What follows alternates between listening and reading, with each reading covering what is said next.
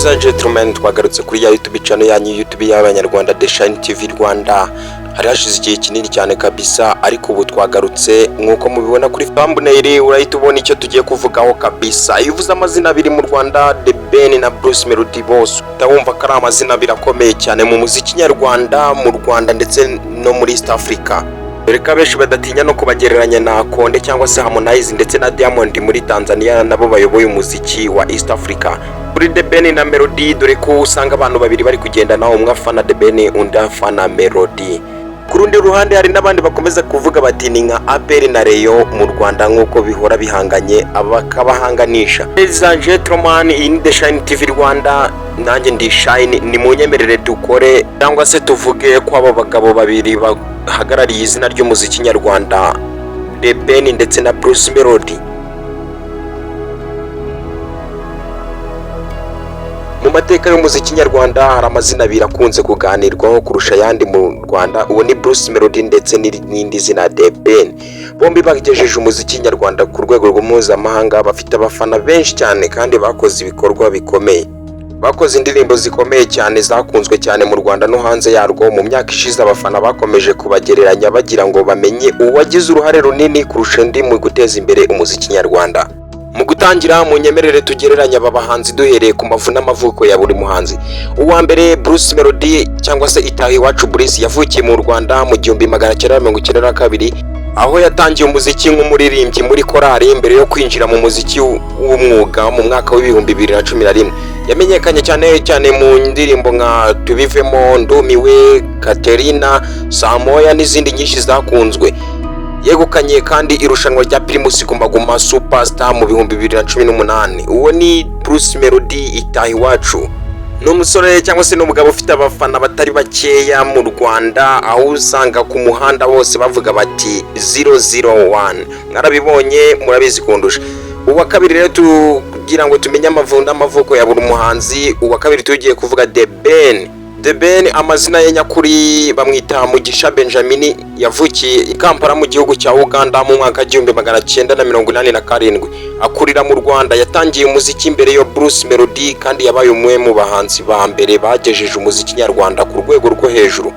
Indirimbo nka Amahirwe ya Nyuma, I'm in Love, Habib, Vaz na Ni Forever zamugize icyamamare mu Rwanda ndetse no muri East Africa hose.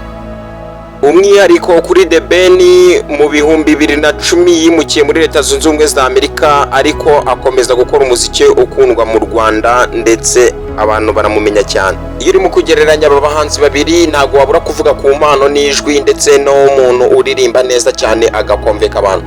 Kuri Bruce Melody azwiho kuririmba neza icyo bita live performance neza cyane, guhuza Afrobeat, R&B ndetse na pop, kwandika indirimbo zifite amagambo yoroheje kandi afata abantu vuba. Ikindi kintu muri byinshi Bruce Melody azwiho, azi gukora indirimbo zishobora kubyinwa cyane ku rubyiniro zigasusurutsa abantu. Tayari twagiye ubwo no kwa The Ben. The Ben azwiho ikintu cyitwa ijwi ry'umwimerere kandi rituje, ubuhanga mu ndirimbo z'urukundo, kuririmba ballads n'indirimbo zifite amarangamutima menshi. Kandi azwiho gukora indirimbo zifite ubuziranenge mu buryo bwa R&B, murabizi cyane kundusha. Rero abahanga mu guanaliza umuziki w'u Rwanda bavuga ko kubijyanye n'imbaraga ku rubyiniro n'ubushobozi bwo guhanga hit nziza cyane zihita zikundwa, Bruce Melody abigerageza cyane kandi arigaragaza cyane. Kandi ku rundi ruhande barongera bakavuga bati ku bwiza bw'ijwi ndetse n'amarangamutima, The Ben afatwa nk'umwe mu beza cyane kurusha abandi benshi cyane muri iyi njyana ya R&B. Rero kubera byabuze gica, ubwo tugiye kureba ku bihembo bitandukanye n'ibikombe bagiye batwara. Ubwo dohereye kuri Bruce Melody, yatwaye ibihembo, yatwaye byinshi cyane bya Salax Awards, Primus Guma Guma yarayitsinze, ndetse Bruce Melody atwara na Trace Award, yabaye umunyarwanda wa mbere uyegukanye. Aka ni agahigo gakomeye cyane Bruce Melody yakubise abahanzi ahababaza. Bruce Melody yabaye umuhanzi wa mbere w'u Rwanda wegukanye igihembo cya Trace Award, imwe mu bihembo bikomeye cyane bitangwa muri Afurika. Nubwo Bruce Melody yegukanye ibyo bihembo, The Ben nawe bigaragara ko hari ibihembo yagiye yegukana yatwaye, harimo igihembo cya Salax Award ndetse anahabwa igihembo cy'umuhanzi mwiza wa diaspora mu bihe byatambutse. wavuga aba bombi kandi utavuze ku bijyanye no kwamamara no kwinjiza agatubutse cyangwa se amafaranga, aho Bruce Melody akunze kubivuga ko we kuri we umuziki wabaye business. Bruce Melody afite amasezerano menshi y'ubucuruzi, ikindi kandi yabaye ambasaderi w'ibigo bitandukanye mu Rwanda, yubatse izina rikomeye mu Rwanda no muri Afurika y'Iburasirazuba cyangwa se East Africa, afatwa nk'umwe mu bahanzi bafite ubushobozi bukomeye mu bucuruzi bw'umuziki.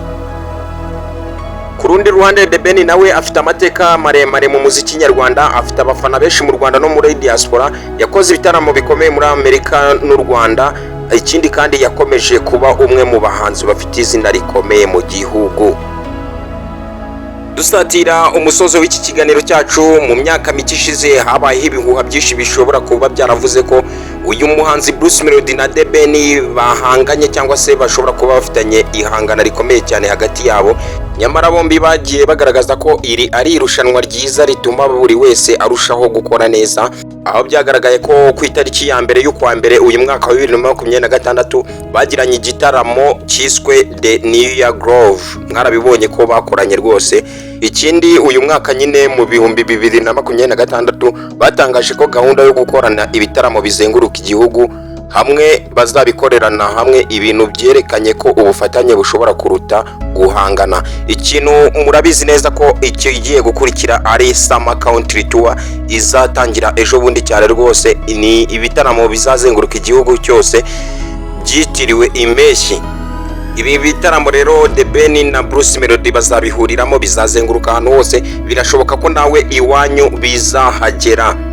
Kandi ikindi nakwibutsa, turetse ibyo guhangana, Bruce Melody na The Ben ni inkingi ebyiri z'umuziki nyarwanda wubakiyeho, aho nk'uko twabibonye The Ben afatwa nk'umwe mu bubatse cyangwa se abafite urufatiro rw'umuziki wa R&B mu Rwanda no muri diaspora, mu gihe Bruce Melody nawe afatwa nk'umwe mu bahanzi bagejeje umuziki nyarwanda ku ruhando mpuzamahanga cyangwa se ku rwego rushya rwa Afurika binyuze muri hit nyinshi yagiye akora. Mwarabibonye izo yakoranye na Diamond Platnumz, ibi bihembo byinshi yagiye yegukana bikomeye mpuzamahanga. Iyi yari The Shine TV Rwanda, murakomeza mubane natwe mu biganiro byacu dukomeza gushyiraho. Iyi ni The Shine TV Rwanda, nanjye ndi Shine. Mwibutsa ko ugomba gukora subscribe mu gihe wakunze ibiganiro byacu, ugakora comment ndetse na share. Turabakunda cyane. Ciao ciao.